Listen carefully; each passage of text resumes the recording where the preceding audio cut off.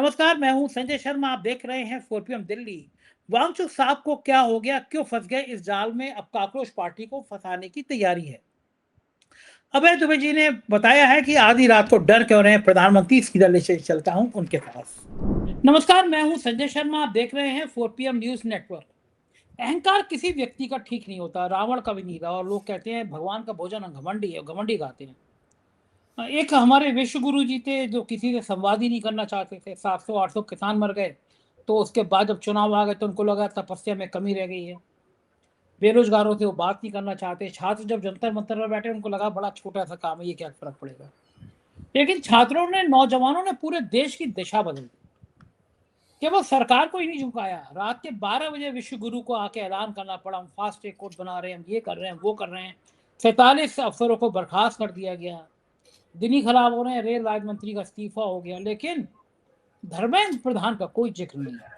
वांगचुक जी को जूस पिला दिया जेपी नड्डा ने, जितेंद्र जी ने। हालांकि मुझे बुरा लगा, मैंने शो में भी कहा, वीडियो बनाया कि वांगचुक साहब को अगर अनशन तोड़ना था तोड़ देना चाहिए था। काबिल व्यक्ति है, लंबी उम्र है उनकी। लेकिन जो जूस पीना चाहिए था वो किसी आंदोलनकारी बच्चे के हाथ से पीना चाहिए था। ये तो वो ही मंत्री हैं जो वांगचुक साहब को जूस पिला के मैसेज देना चाहते हैं नौजवानों को कि तुम्हारे नेताओं को हमारे संग गुप्त समझौता है, अन्ना की तरह। ये मैसेज देना चाहते हैं आंदोलन खत्म हो जाए। लेकिन अप्रत्याशित रूप से आंदोलन बढ़ता चला जा रहा है। प्रधानमंत्री के भरोसे की लोग मजाक उड़ा रहे हैं। नौजवान के मीम्स भरे पड़े हैं कि इनका क्या भरोसा, ये तो ट्रम्प के भी बाप हैं, कब पलट जाए कहाँ नहीं जा सकता। कैसे होगा, कब होगा, कह नहीं सकते। लेकिन ये बात सही है कि ये आंदोलन अब चाहे वांगचुक हो चाहे कॉकरोच पार्टी हो, इनके हाथ से निकल गया। और राहुल गांधी एकदम तीखे मोड़ पर हैं कि प्रधानमंत्री के इस तरह झूठे वादों से काम चलेगा नहीं। केजरीवाल अलग मोड में है। क्या लग रहा है आपको, ये आंदोलन क्या खत्म होगा? ये आंदोलन अगर बढ़ेगा तो ये कहाँ तक बढ़ेगा? पेपर लीक, एक के बाद एक लीक, एक के बाद एक भ्रष्टाचार की कहानियां। ऐसा लग रहा है सरकार के ऊपर पहाड़ गिर पड़ा है। प्रधानमंत्री 12 बजे आ रहे हैं और कह रहे हैं, आज मंत्रियों से कह रहे हैं कि इंस्टाग्राम सीखिए, आप इंस्टाग्राम पे फीड करना सीखिए। उनको पता है कि जैन जी सब इंस्टाग्राम पे हैं। गोदी मीडिया कह रहा है, चला रहा है स्पेशल शो जैन जी के लिए, प्रधानमंत्री का जैन जी संदेश काबिलियत का दिखा रहा है कि उन्होंने माय डियर फ्रेंड्स कहा। ये बात गोदी मीडिया के लिए बहुत बड़ी है। धर्मेंद्र प्रधान के इस्तीफे का तो मतलब नहीं है। अमित शाह उतरे गाड़ी से, मुझे लगा कि पत्रकार पूछेंगे कि क्या हो रहा है धर्मेंद्र प्रधान के इस्तीफे का। गोदी मीडिया पूछ रहा है कि आपकी धोती कितनी अच्छी लग रही है, आप तो नए एंगल के कपड़े पहन कर आए हैं। अब सड़क सड़क पे पिटाई हो रही है। मैं इसको ठीक तो नहीं मानता, इस तरह के हमले को ठीक नहीं मानता। लेकिन ये जो स्टूडियो में बैठ के सुधीर चौधरी, नाविका कुमार हैं, चैलेंज दे रहा हूँ मैं। आज इस मंच पे जो अंजना कश्यप मुझसे मुकदमा कर रही हैं, पर सुप्रीम कोर्ट में सुनवाई भी है उन सारी रिटों की जो ये बिल लेकर आए हैं। उस बिल के खिलाफ सुप्रीम कोर्ट में सुनवाई है, उसमें मैं भी पार्टी हूँ। कल सुप्रीम कोर्ट में मेरा पक्ष भी सुना जाएगा कि डिजिटल प्लेटफॉर्म पर डिजिटल आज़ादी के खिलाफ जो ये लोग बिल लेकर आए थे, उसके खिलाफ सुप्रीम कोर्ट में गए थे बहुत सारे संगठन, और मैं भी गया था उसमें। लेकिन जो अंजना कश्यप मुझ पर मुकदमा कर रही हैं, मैं उनको चैलेंज देता हूँ, दिन तय करें, तारीख तय करें, आज कल की परसों की, मेरे साथ चले, मुझसे 10 कदम दूरी पे चलें, इस जंतर मंतर पर चलें और देख लें कि देश का नौजवान किसका स्वागत किस तरह से करता है। हिम्मत हो तो सुधीर चौधरी जाएं, हिम्मत हो तो रूप का जाके दिखाएं, हिम्मत हो तो नाविका कुमार जाके दिखाएं, हिम्मत तो ये देवगन चोपड़ा खोपड़ा जो अंदर बैठ के करते हैं, हिम्मत हो तो जाके दिखाएं। हिम्मत हो तो शुभंकर मिश्रा जाकर दिखाए, जो इस धरने को, इस आंदोलन को भी हिंदू मुसलमान में बदल रहा है, सियासी दवा बेचता है। ये लोग जान ही रहे हैं, उनके रिपोर्टरों की बेइज्जती हो रही है पूरे देश में। अब इनको गोदी मीडिया के समझ में आ गया ना, देश चाहता क्या है, देश की मांग क्या है। क्या लग रहा है इस आंदोलन का? मैंने लंबा एक लेक्चर दे दिया अभय जी, मुझे तो आपको कोई बात नहीं, कोई बात नहीं। देखिए, मुख्य बात यह है कि सरकार किससे बात कर रही है। सरकार कॉकरोच जनता पार्टी से बात कर रही है। सरकार सोनम वांगचू से बात कर रही है। सोनम वांगचू से बात करते करते, जिसको सोनम वांगचू ने अपने पत्र में माय डियर नड्डा जी और माय डियर जितेंद्र जी लिखा है, वो उनकी बातचीत एक मुकाम तक पहुंच गई और उन्होंने अपना अनशन तोड़ दिया। अब सरकार का फोकस इस बात पे है कि कॉकरोच जनता पार्टी भी पीछे हट जाए। सोनम वांगचू से उन्होंने ये मनवा लिया कि उनकी धर्मेंद्र प्रधान के इस्तीफे की मांग जो है ना, वो मुख्य मांग नहीं है। उन्होंने उस पर अपनी मांग को एक तरह से यू टर्न ले लिया। उन्होंने कह दिया कि वो सोनम धर्मेंद्र प्रधान के इस्तीफे पर विचार कर लें, ये उन्होंने कहा। इसका मतलब ये है कि उनकी मांग नहीं रही। सरकार तो कह ही सकती है, हर किसी भी चीज पे कह सकती है कि हम विचार कर लें। अच्छा, जबकि माना ये जाता है कि जब भी आप सरकार या सरकारी अफसर या मंत्री जब किसी चीज के बारे में जब कहते हैं कि आई विल कंसीडर इट, इसका मतलब ये होता है कि वो काम नहीं होगा।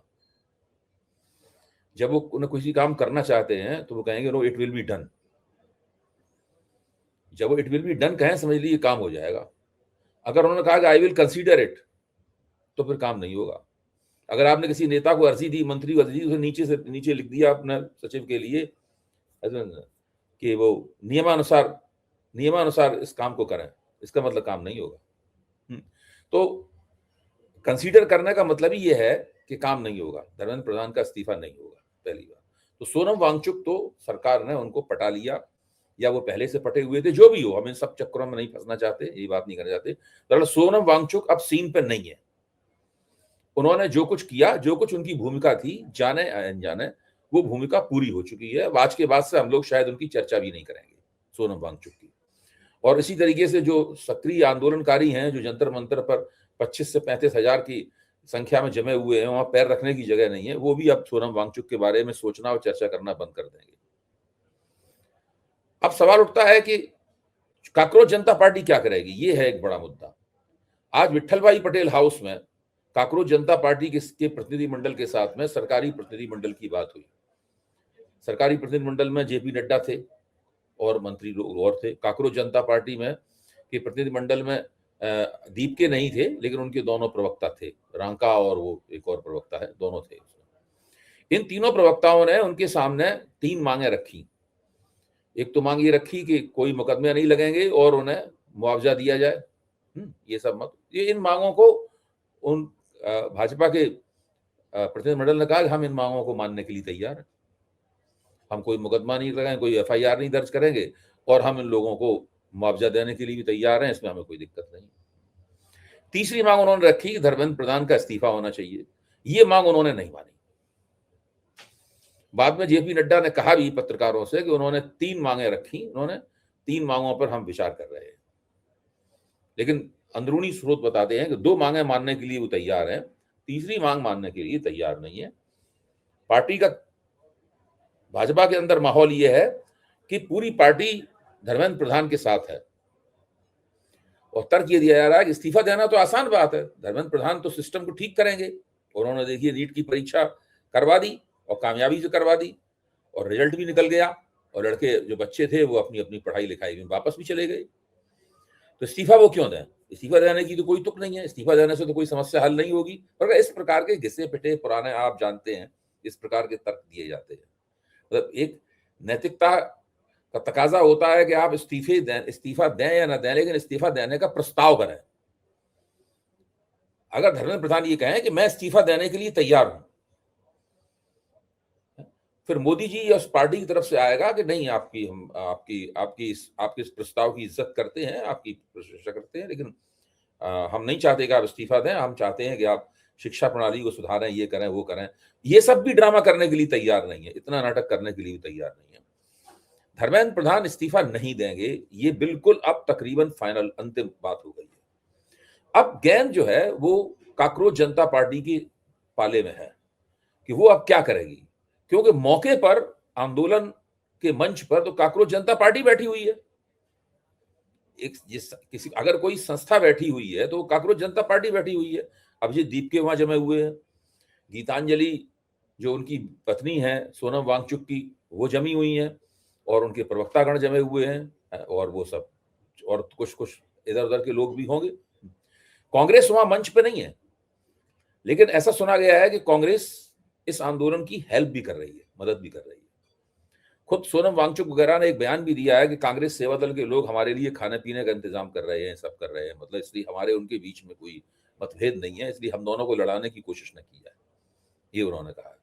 तो ये कुल मिला के सीन ये बन रहा है वहां पर। अब सवाल सबसे बड़ा यही है कि कांग्रेस जनता पार्टी करेगी क्या। देखिए, कांग्रेस जनता पार्टी सुपरिभाषित अर्थों में एक पार्टी नहीं है, उसके पास कोई अपना आला कमान या उसकी कोई शाखाएं वाखाएं तो नहीं है।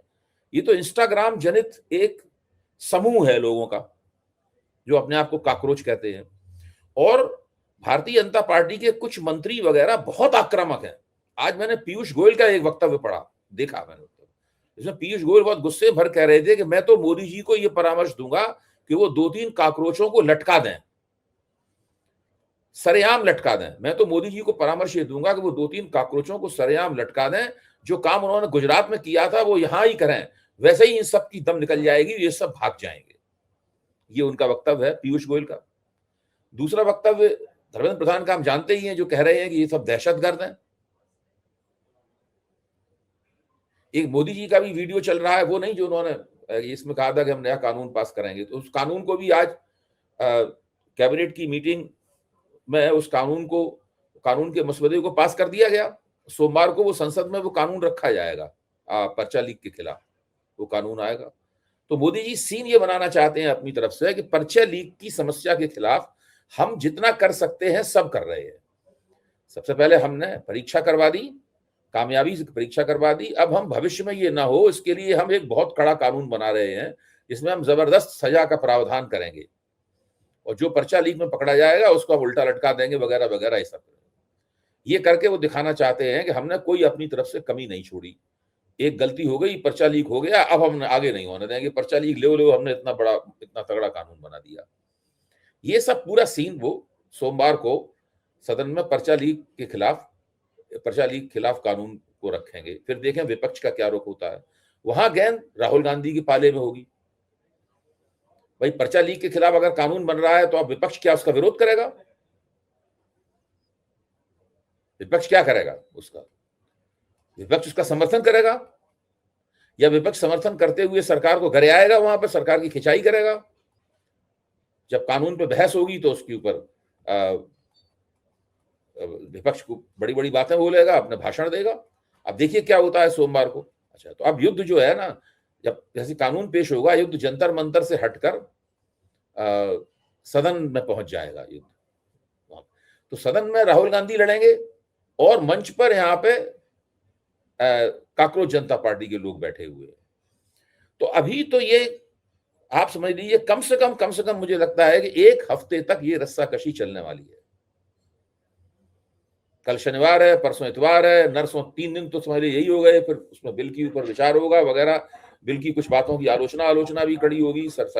विपक्ष को जब बिल दिया जाएगा, विपक्ष को मसविदा दिया जाएगा बिल का।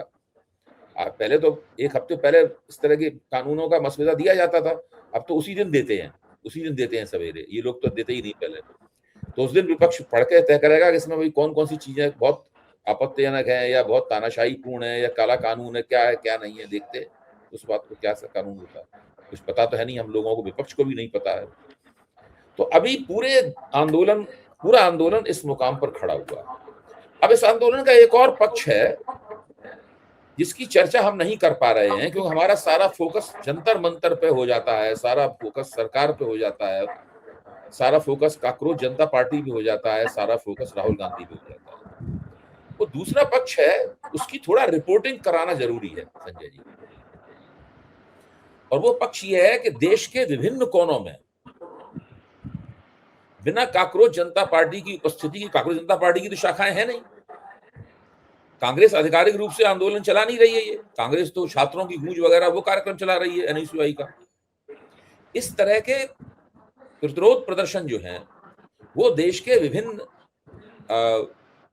बड़े बड़े शहरों में और छोटे शहरों में, यहां तक कि ग्रामीण इलाकों में भी ये फूट पड़े। तो इस तरह आंदोलन का ये जो प्रसार हुआ है, ये प्रसार मोदी जी के लिए और मोदी जी और सरकार में लोग बैठे हुए उनके लिए बहुत ही चिंताजनक है। अब उन्हें केवल जंतर मंतर नहीं खाली कराना है, अब उन्हें केवल काकरोच जनता पार्टी से उस तरह का आश्वासन नहीं लेना है जैसा कि उन्होंने सोनम वांगचुक से लेने में कामयाबी हासिल की। अब दरअसल उन्हें ये जो 18 साल से 30 साल तक के बीच की पीढ़ी के लोग हैं, जो देश में 47% हैं, उन लोगों के दिमाग से आंदोलन करने की धुन, प्रतिरोध करने की धुन, कुछ शिक्षा व्यवस्था में परिवर्तन करने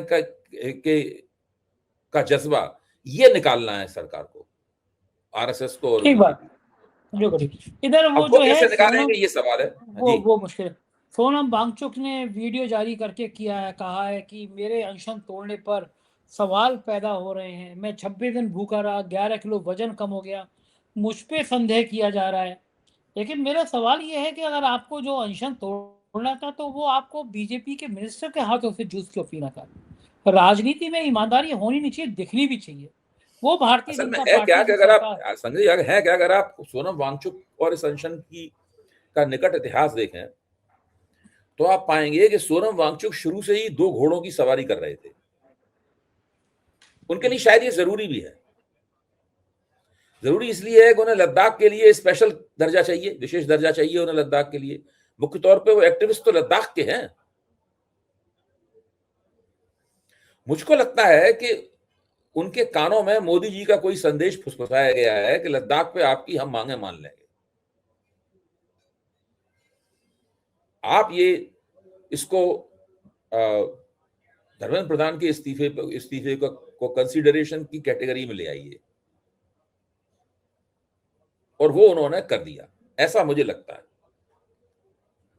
ये एक ऐसा प्रश्न है धीरे धीरे अभी साफ होगा। हो सकता है कुछ दिनों बाद जब ये सब मामला निबट जाएगा तो पता चला कि सोनम वांगचुक की मांगे सरकार ने मान ली। और सोनम वांगचुक इतनी बड़ी हैसियत है उनकी, अगर लद्दाख को विशेष दर्जा मिल गया तो वहां पे जो भी वहां उसकी विधानसभा या पंचायत जो भी कुछ बनेगी, मतलब सोनम वांगचुक ही उसके प्रमुख होंगे, वही उसके प्रशासक होंगे, वही उसके मुख्यमंत्री होंगे, जो भी हैसियत बनती है, जो भी पद का नाम होगा, वो सब उसके अलावा तो कोई होगा ही नहीं, कोई उनका मुकाबला वहां कर ही नहीं पाएगा। तो ये तो आगे चल के मालूम पड़ेगा। अच्छा, अब सवाल ये है कि अभिजीत दीपके को कैसे सरकार निपटेगी उनसे, क्योंकि अभिजीत दीपके से निपटने क्योंकि अभिजीत दीपके ने अगर ये धर्मेंद्र प्रधान वाली मांग वापस ले ली सोनम वांगचुक की तरीके से, तो उनकी जो भी राजनीतिक पूंजी है, जमा पूंजी है, अभी जब उन्होंने शिकागो में बैठकर वो इंस्टाग्राम पे काकरोच जनता पार्टी बनाई थी, तब से अब तक उन्होंने जो भी राजनीतिक जमा पूंजी कमाई है, उसमें कुछ विवाद भी शामिल है, जो भी है वो तुरंत डबल जीरो पे बदल जाएगी। वो नहीं, उसका सब कुछ खत्म हो जाएगा उनका, क्योंकि उनकी हिस्ट्री सोनम वांगचुक जैसी है नहीं।